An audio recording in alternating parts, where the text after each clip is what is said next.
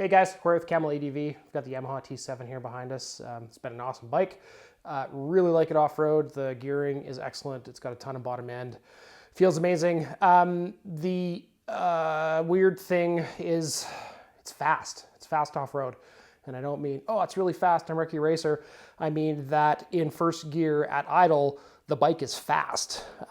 So it's got a lot of stall resistance already. I wouldn't normally change the gearing on it. I'm happy with how the gearing is, but it's just, I need to slow it down a little bit. Big, kind of nasty downhills, even in first gear clutch out.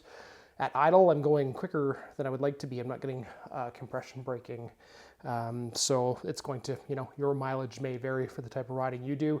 The gearing may be spot on, speed, everything is good. I've got a real cheap front sprocket here, Pro Tech. It is a 14 tooth, so the factory is a 15. I think the regular MTO7 bikes are 16 or 17. That's a nice thing that this bike shares the platform with the MTO7, so there's a lot of these parts are just available off the shelf. They're already ready. We don't have to wait for them specifically for the T7. Sprocket changes are pretty quick and easy, especially the front. Don't have to pull the wheel off the back, and we'll just have to adjust the chain when we're done. And yeah, we'll get at it. I haven't done a sprocket change on this bike before, so we're just winging it here. We're going to take the shift lever off here. There's two. There's a line here that's scored across the shift shaft and then through the arm. It's weird because it almost doesn't look machined. It looks like an afterthought. It looks like something an owner would do, but I've never put that there. So very strange. So anyway, we're going to put some, there's also a dot on here. That is really weird. There's also a dot on here. I'm just going to put a line through the center over to that dot so we know where that goes. We don't have to mess with the adjusting on the shift lever here. And this is going to have to pop off first because I can't get that in there. So this is M5 Allen. And then we've got the air hose here from the charcoal canister. So just going to pull the hose off. Now we could actually probably get all of this stuff out without taking the rod off, but I'm going to just make it a little bit easier.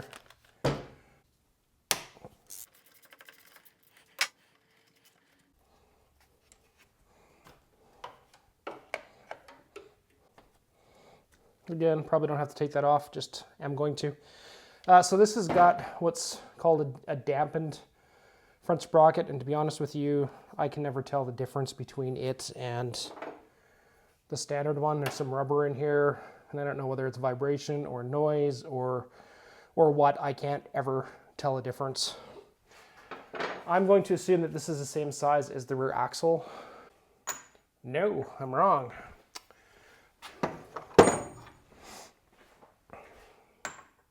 Ooh.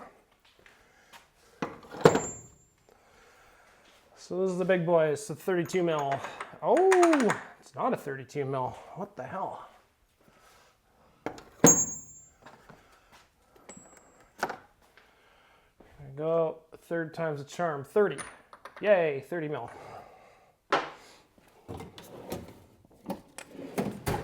So when I do this stuff, I like to have the transmission in neutral so we're not putting any force. I'm going to use an impact gun because I have it.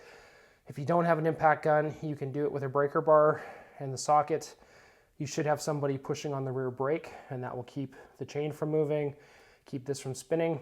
But you want to do it in neutral so you're not loading up the transmission and motor parts with the high torque of a breaker bar or impact gun. So the the end of my air hose just broke, and then it all popped apart because the impact gun went flying.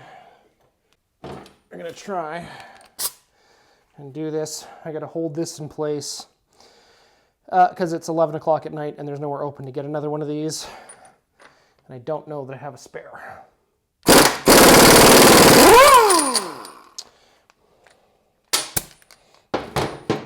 So these take a little bit of juice to get off because there's punched over parts here that go into the flat tabs on the outputs or countershaft sprocket.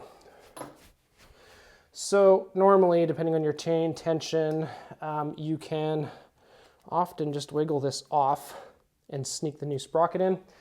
There's a rib here on your chain guide, so the chain doesn't want to slide over this direction.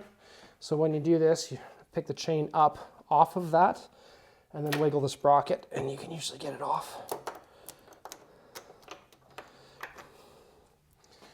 And again, this is the dampened one, so all the rubber there. We're going to take our new one, put it into the chain, and then slide it over the splines, and do the opposite with the chain, get it over the ridge there. Then we're going to put our washer back on. And even though I'm going to restake this, I'm going to put a little bit of Loctite on it.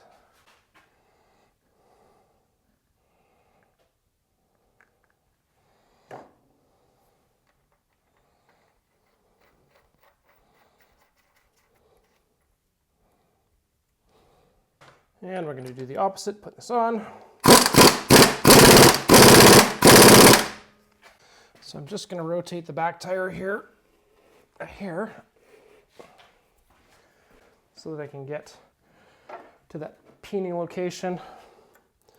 So just a small punch in that flat spot.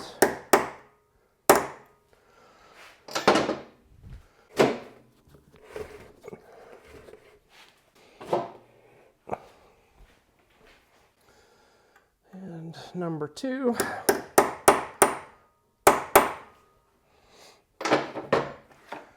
And then we can check our case guard here.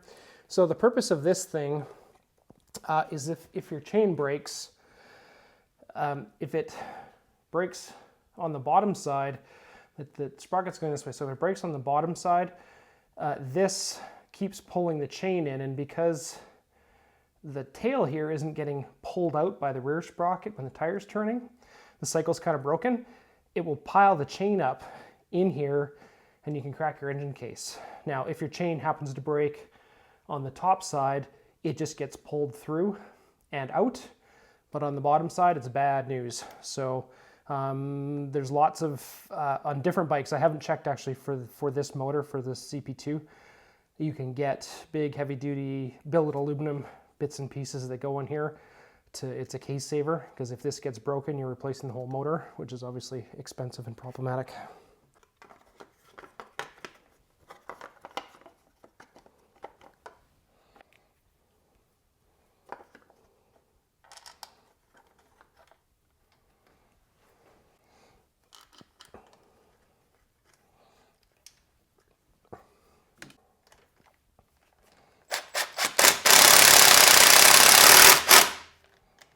If you're using an impact driver, it's important to make sure you got that in a few threads first to make sure that it's not cross-threaded, because you'll make a mess rapidly with power tools.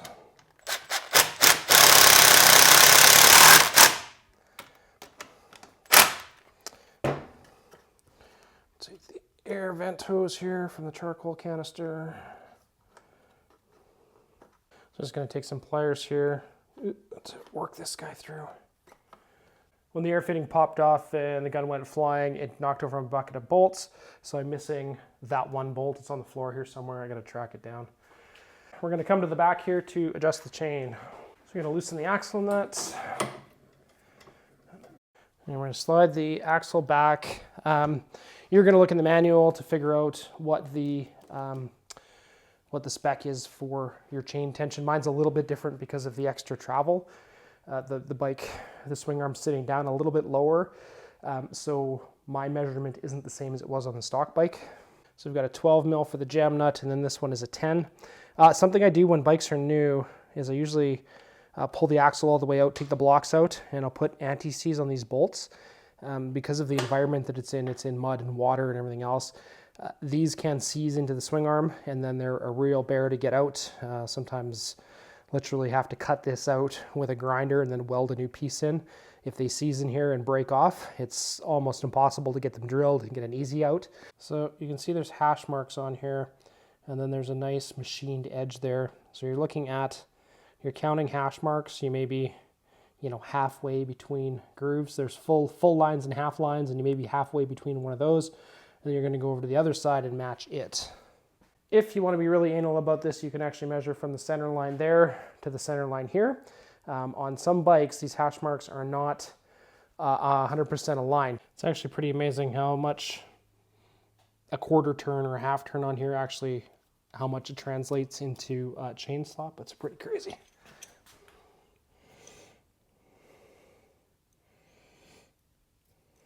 So this is pretty close. Like I mentioned, my setup's a little bit different because of the longer shock. We've got more down travel. Why do we need the chain to have some slop in it?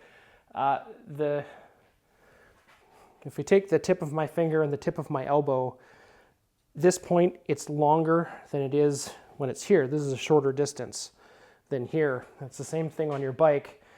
The longest the chain needs to be, where there's the least amount of slop in the chain, is when the countershaft sprocket, the front swing arm pivot, and the axle are all perfectly in line. Right now, it's sitting like this. There's a slight bend in here, so we get some more chain slop. Now Yamaha has put rollers on here to take up some of that slop, so that's really nice. You don't get the chain slap as much as you do on other bikes, because as the suspension is fully compressed, because we've got a roller there and we've got the one here, that slop is reduced. So I'm going to take one of the bolts out here on the linkage.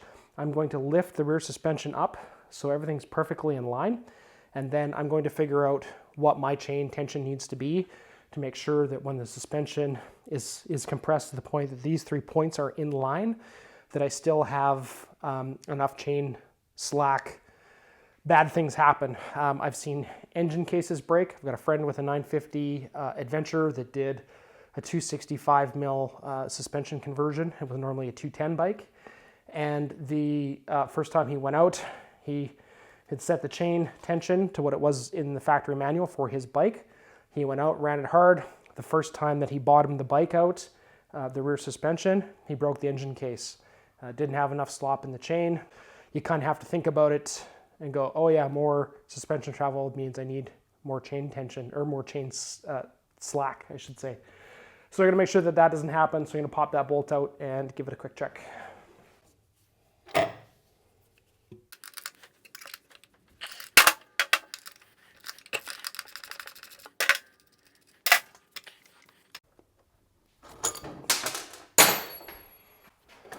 So now I can get the suspension moving freely. And I can put a block underneath the rear wheel so that this stuff is all in line, and we can check the tension.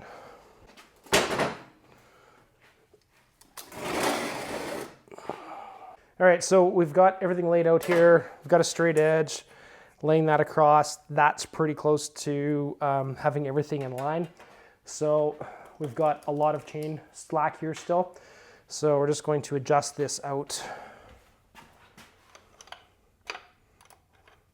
It's important when you do this, we're going to do a little bit on this side and a little bit on that side, because as the axle is moving side to side, you can't just adjust on this side, get it close, and then match to the other side, because it will change the adjustment.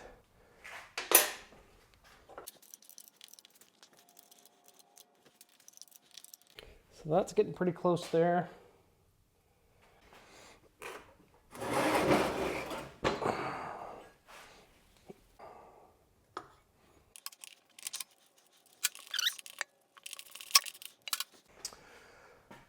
And that's it. My chain tension is good. So now I know that when I have this much slack in the chain with the suspension fully extended, that I'm going to be good when everything's in line here. So I'm going to measure this. I'll probably just write it in paint pen on the swing arm, because that's kind of how I am. And then we'll be good to go for next time. We'll need to adjust the suspension, or pull the linkage out, I should say, and move it up to double check. So anyway, that's sprocket change and chain retention on the T7. Thanks for watching.